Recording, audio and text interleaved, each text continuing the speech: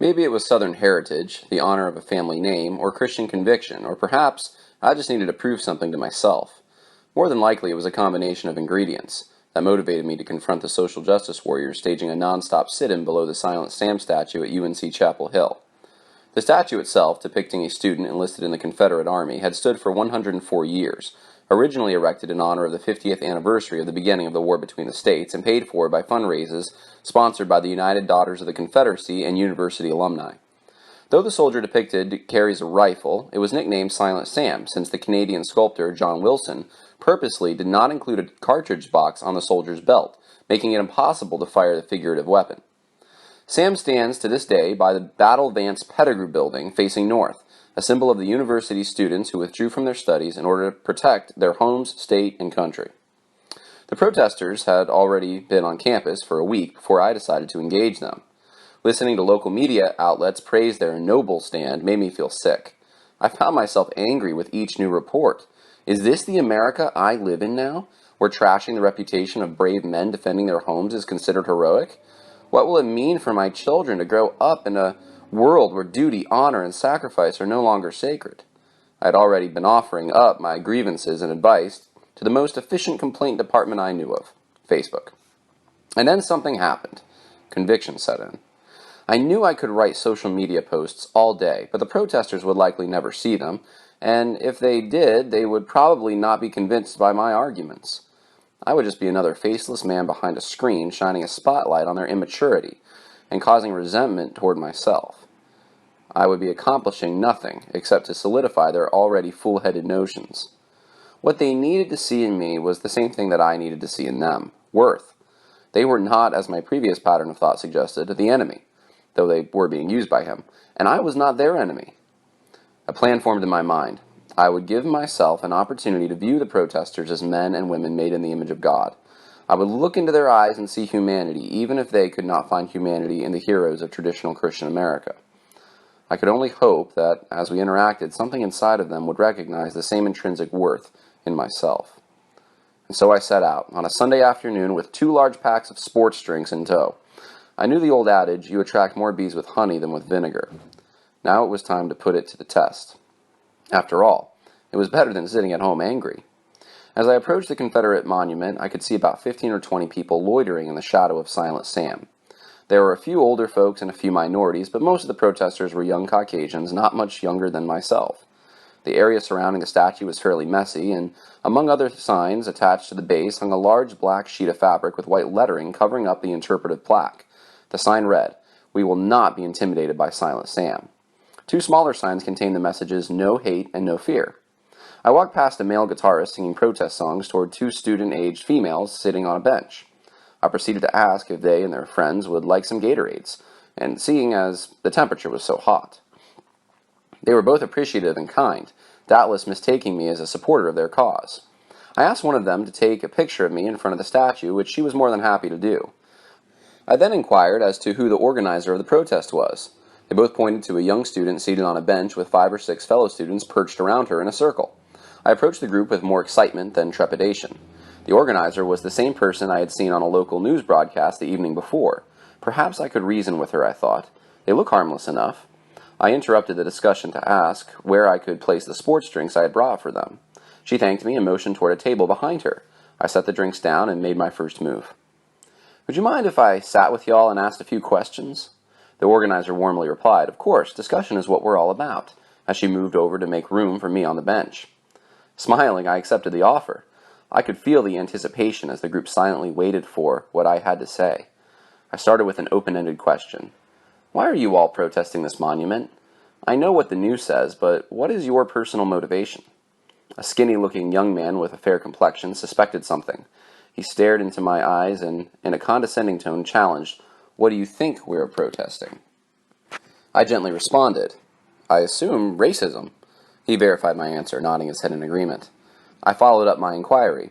"If you're all against racism, why not go down the street to Planned Parenthood, where 3 times as many black babies as white babies are being killed right now? Wouldn't that serve your cause better than protesting something that allegedly happened more than 100 years ago?" The cat was out of the bag. I had shaken the beehive and the stingers were coming out. All at once, those in the circle frantically interrupted each other, trying to catch my attention so as to refute me. It was then that I realized the power I wielded. I could effectively select which protester I chose to engage. Since I was at best a misguided young man and at worst an enemy to the cause of social justice from their perspective, whomever set me straight or humiliated me would be the hero to their comrades. As the one and only villain, I could choose whom the hero to oppose me would be. To avoid confusion, I pointed towards each student I would engage with. The others quieted down as I listened to each argument for a pro-abortion position. A female student told me that abortion reduces the number of children raised in dismal circumstances. I pointed out that one could also make the same argument for slavery, since living conditions under American slavery were superior to tribal living. Another student asserted that a fetus was not a person. I asked why someone who was pro-slavery could not also define a slave as a non-person. It was rationally argued that the decision to abort should be a private one made exclusively between a woman and her doctor without government interference.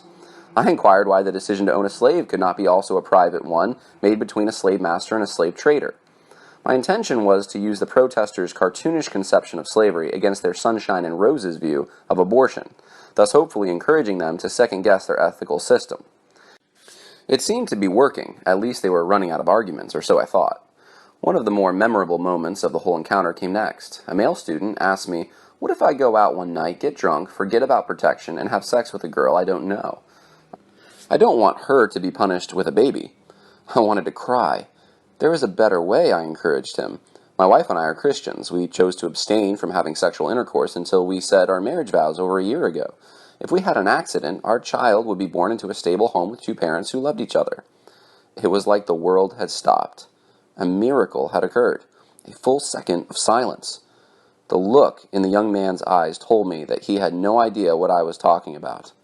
As I scanned the faces in the circle, I felt as if I could read their thoughts. "Is what he described even possible?" I sensed them saying internally.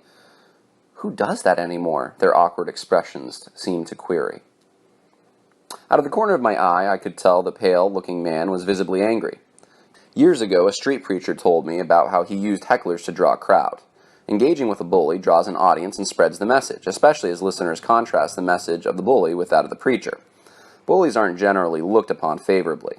I pointed at the pale-looking male student who had been trying to interrupt repeatedly. "Even if abortion does target black communities," he forcibly contended, "this monument is racist. So why would you support it?" Previously, I had evaded a similar argument that got lost in the crossfire of discussion, to which I responded with a passing remark that identified me as a member of the Sons of Confederate Veterans, and hence likely a Silent Sam supporter. It was now up to me to defend the Confederate memorial. Fortunately, I had already contemplated what I hoped to be an unexpected and effective response. The stated contention of the social justice warriors was the memorials to Confederate soldiers were monuments to slavery and by extension racism. The problem with this state of affairs was the offense such displays formed in students. I knew there were two primary problems with this interpretation. First, there are no interpretive markers or plaques on any Confederate memorial that say anything positive about racism or slavery. Second, it is the way someone is conditioned to think about a statue that causes offense, not the statue itself. If I could motivate the protesters to question their conditioning based on the meaning behind the interpretive plaque, I may be able to introduce them to a paradigm that not only made sense of Confederate memorials, but perhaps reality itself. I responded. I have 3 grandfathers who fought for the Confederacy. 2 of them were killed during the war.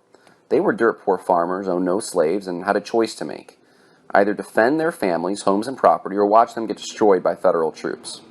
The local church, where the family records were kept, was burned by Sherman's men. And it was not until recently that we were able to even trace our genealogy because of it. When I see this statue, I don't see a statue to politicians or governments, but to soldiers. And while this statue is meant to honor the students of UNC, I think about my grandfathers and their sacrifice when I look upon it. I sensed a small amount of empathy as I ended my short speech.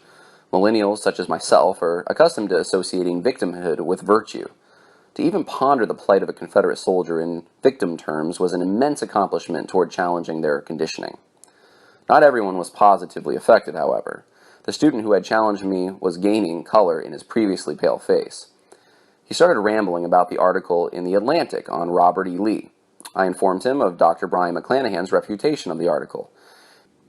He told me that secession was treason. I countered by citing the ratification agreements. He asserted that a Confederate statue killed someone in Charlottesville 2 weeks earlier. I asked how we could even have a rational discussion if it was okay to attribute human characteristics to inanimate objects.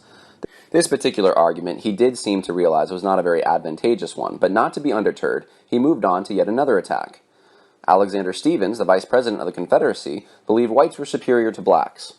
I asked him if he was in favor of tearing down monuments to Lincoln, Grant, and Sherman, since they felt the same way. To this remonstrance, he astonishingly declared with defiant indignation, "No, Sherman is a hero and should have killed all the Southerners." This did not go over well with his friends, who, at this point, seemed more interested in converting me than destroying me. One of them advised him to cool off and listen, a prescription he did not take, instead opting to leave in a furious huff. By this time, the number of protesters listening to our discourse had swelled to as many as 20, including additional students, members of the community, and what looked like professors. It became necessary for me to repeat the statement about my family more than once, as newcomers to the discussion would ask the same questions. I found it especially interesting that as audience members heard me repeat myself, they started creating exceptions for me in their attacks on Confederate memorial supporters. One female student empathetically said, in the presence of the other protesters, "Confederate soldiers fought for hate," then glancing at me continued, "Except your ancestors." She wasn't being sarcastic either. No one said KKK go away to me. No one called me a Nazi. I was finally something Southerners have always desired to be, human. A misguided human in their eyes, perhaps, but human nonetheless. Then something unexpected happened. Whatever rapport I had gained, I felt was lost in one instant. Wanting to challenge the protesters' assumptions further, I queried as to why the interpretive plaque on the base of the monument was covered by a large sign. My intention was to demonstrate that the original purpose for the monument's existence was incongruent with the prevailing opinion of the social justice warriors. A fresh face I did not recognize toward my left blurted out, "It's covering the chair." The chair? I thought to myself. What's so significant about a chair? I asked the young man to please explain what he meant by his statement. "You know, there's an engraving on the base of the statue, don't you?" he queried in a tone which resembled the way adults explain something obvious to children. "Yes, of course," I responded. "A young lady in a flowing robe represents the state of North Carolina. She is busy compelling a student to arise, leave his books, carry a sword, and defend her." He could not muster his words fast enough. "And who do you think made the chair the student is sitting on?" he stammered. With a perplexed look, I ventured an answer. "The sculptor?" "No, who do you think made chairs 100 years ago?" I was lost, but still attempted an answer. "Furniture makers?" "No, slaves." "Okay," I said with a quizzical look. "Even if that is true, which I am skeptical of, why is that relevant?" He pressed further. "Do you know how much it hurts minority students to have to walk past a statue depicting a chair one of their ancestors likely made?" This man cannot be serious, I thought to myself. This has to be one of the worst arguments I've ever heard, but he seems to be dead serious about it. I opted to try to lighten the mood with what I thought was a little humor. Replying, I said, "Well, it seems like a fairly well-made chair to me. I think if my great-grandfather had made it, I would be proud."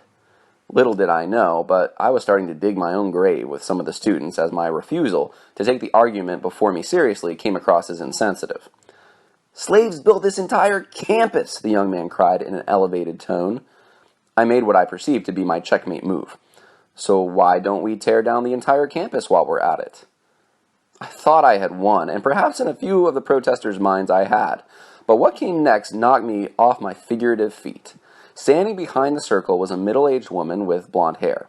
Almost shouting, she proclaimed, "White privilege exists just as much today as it did back then. Black students still don't have the same opportunities as whites, and Silent Sam continues to represent this fact." "What are you talking about?" I asked, with some degree of bewilderment. "Of course they have the same opportunities. If anything, they have more opportunities through things like affirmative action." I quickly learned that technically right and strategically right were two very different things. A sea of rolling eyes and audible scoffs sounded as my comment triggered half my audience. About 10 protesters exited the conversation. I was beginning to think I would lose everyone when suddenly a middle-aged, hipster-looking man carrying a stack of hymnals drew the protesters' attention. I asked an older gentleman who had taken a position behind me who the newcomer was. It turned out that a number of different religious groups had taken it upon themselves to support the protest by bringing food and beverages to the students and holding religious services beside the statue. In this case, it was a local Quaker pastor with members of his congregation offering moral approval for the now even more vindicated protesters. Most of the students declined to participate, and as a result, side conversations began to form as the singing commenced. I quickly found myself in a conversation with the elderly man and a middle-aged woman. The man asked me what at first seemed to be an irrelevant question. Why do miscarriages take place? Judging from the smirk on his face, I did not think his question was of a biological nature. I recalled averting his attempts to enter the abortion discussion earlier, but now it was time to face the music. Well, as a Christian, I started off, I believe as a result of the fall of Adam, nature itself bears a curse. Miscarriages are ultimately a result of sin. The old man hung his head and laughed for what seemed like an eternity. Is something funny about that? I asked. Catching his breath, he responded with a shake of his head, Yeah, you're worse off than I thought. It later occurred to me that my major crime was not that I opposed removing Confederate monuments, but the fact that I was an outspoken Christian. The Confederacy may be offensive to social justice warriors, but I felt the most disdain when opposing abortion, favoring traditional marriage, and holding to the doctrine of original sin. The middle-aged, blonde-haired woman, who had only arrived on the scene in time to hear my apparently distasteful comments on affirmative action, possessed what I only know how to describe as indignant curiosity, as she proceeded to half lecture and half interrogate me on my knowledge of the history of race relations. To her credit, when I answered her question, she did listen, which was reason enough for me to stick around. As the singing had ceased and our discussion progressed, I noticed an audience forming once again. 6 protesters sat around me in a semicircle making arguments, asking questions, and trying to win me to their point of view. The main argument I kept hearing repeatedly was that Silent Sam represented white supremacy because in 1913, Julian Carr asserted in the dedication speech that after the war, Confederate soldiers had saved the very life of the Anglo-Saxon race in the South, and that he had horsewhipped a Negro wench until her skirts hung in shreds because upon the streets of this quiet village she had publicly insulted and maligned a Southern lady. Fortunately, I had read the dedication speech before attending the protest and was prepared for the debate. I knew better than to try to defend the speech itself. Though the detestable phrases seemed to be more like offhanded remarks in an address of over 3,200 words, a little poison can ruin even the best-looking beverage. Instead, I made 2 basic arguments. 1. If we tear down Confederate monuments, we also have to tear down Union ones if we are to be consistent. 2. To claim the erectors of a monument did so for the purpose of white supremacy is simply prejudicial conjecture, since they left no such evidence on the interpretive plaque.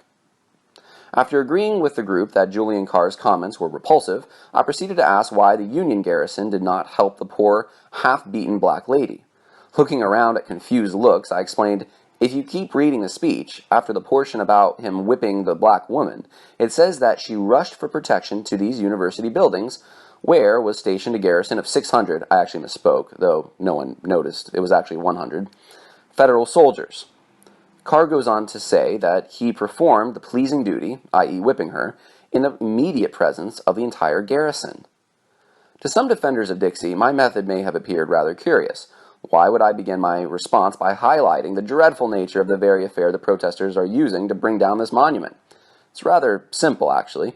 The social justice warriors were enraged, and nothing I said would be capable of assuaging that rage.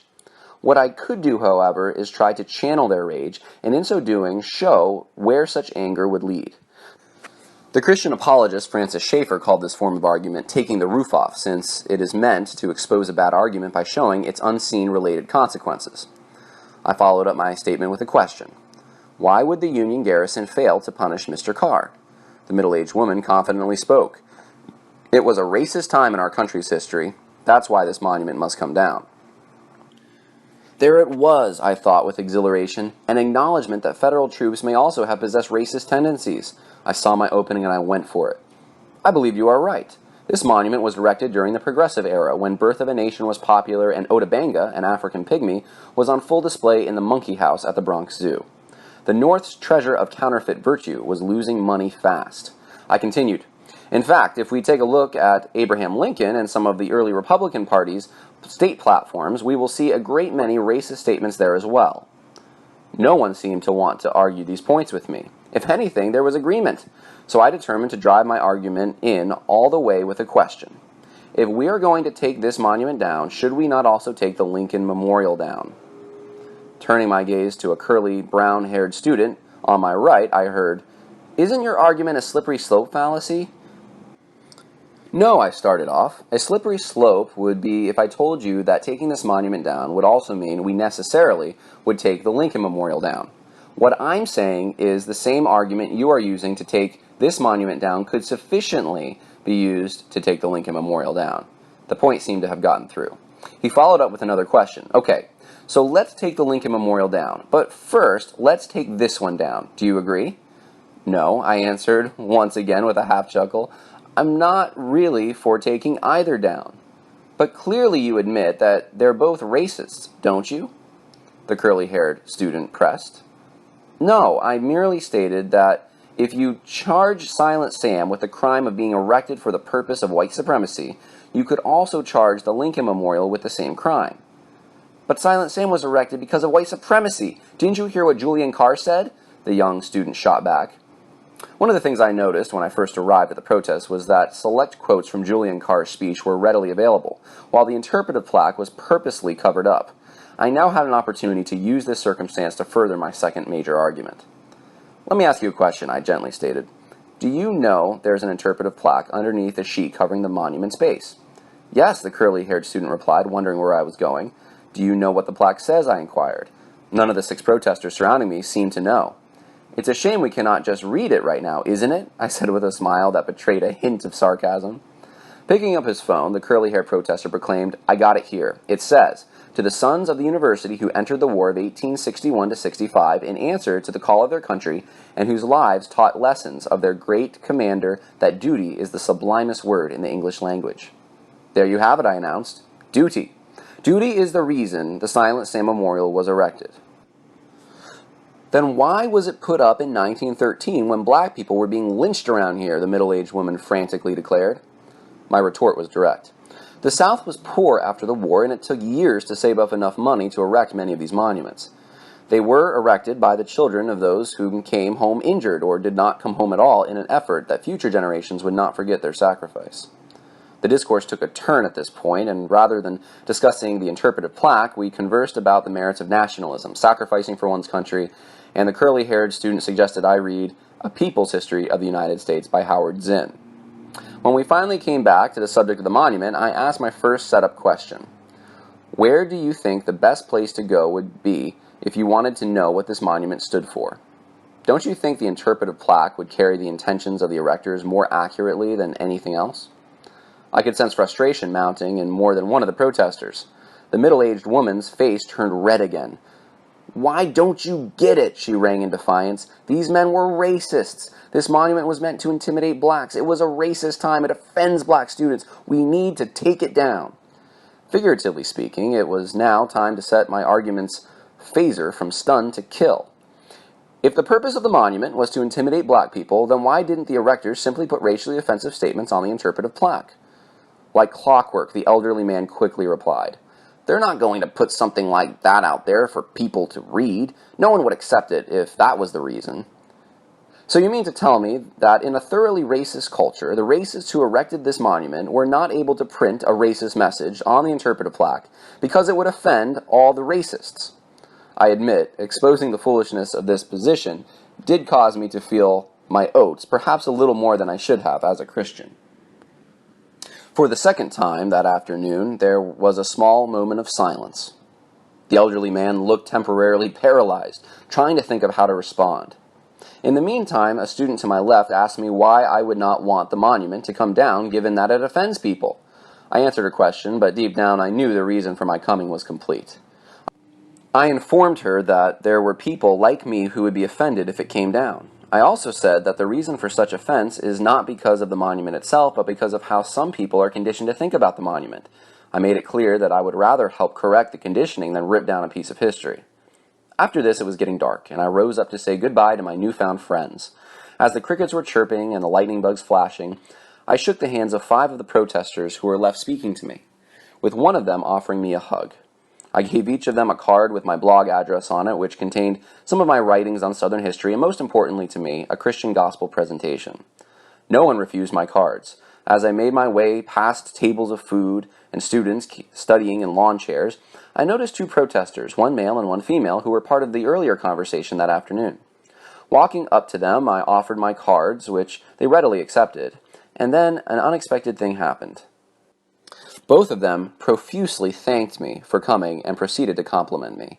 As the female student nodded in agreement, the curly-haired male student said he respected my beliefs and enjoyed the conversation. I reciprocated his kind words, and as we looked at each other, I know we both recognized something deeper in our shared experience than mere arguments or political positions. We saw humanity. We saw value. We saw intrinsic worth in each other. With a smile on my face and joy in my heart, I walked through campus to the parking garage I had left my truck in. Not only had the Lord allowed me to defend His servants and my heroes, but I had been able to expose a group of 25 to 30 social justice warriors to a Christian pro-Southern conservative who was not a Klansman or a neo-Nazi. I had to wonder if they ever expected to really meet someone like me, even though I am just one of many who feel the same way. The next day I noticed a comment on my blog from one of the protesters who had visited my website. It read, "Thanks for talking with us at Silent Sam yesterday. I see now that an evangelical viewpoint seems to be an anchor for you.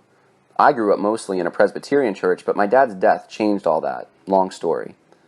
Going to her social media page, I noticed this public statement about our conversation. Today, a Baptist seminary student showed up at SAM, bringing Gatorade and a highly self-referential opinion about the statues, i.e., my great-grandfathers thought they weren't bad people. Many of us talked with him. He wasn't waving a flag, so he just sat down with us. And I'm glad to say there was no ugliness whatsoever. I'm not sure his mind was changed, and I don't know if anyone's mind can be changed by a few hours of conversation, but I know that communication and listening are at the heart of true healing. For once, I agree with this social justice warrior. Talking to the protesters with a listening ear was not a waste. After all, it was better than sitting at home angry.